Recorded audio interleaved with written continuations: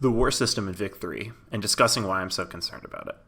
I really want VIC3 to do well and hope it does, but it's not bad to point out the weaknesses of the game and explain to new people why I or others dislike them. In the case of war, I as a player came from EU4 and EU3, where I spent most of my time playing games.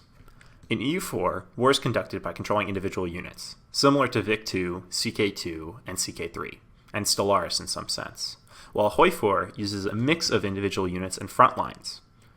EU4 similarly has a macro builder that allows you to mass produce units and group them up in one area.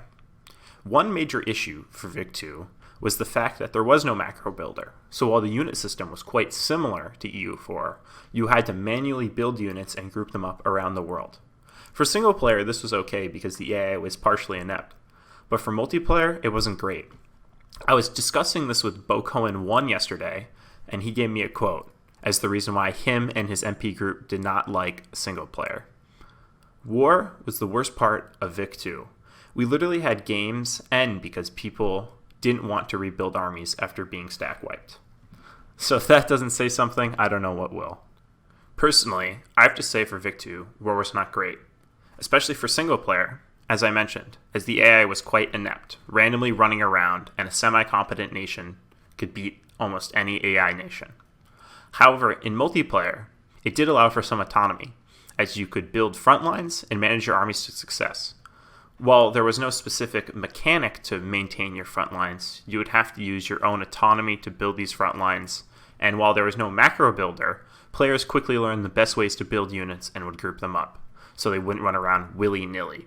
It was not a great war system, but from what I've seen of the auto-battler, the lack of autonomy in the current VIC3 system seems like an overcorrection by far. While I agree that VIC3 has some great economic and political features, the war has been severely dumbed down, and being potentially worked on in the first DLC is not a great compromise.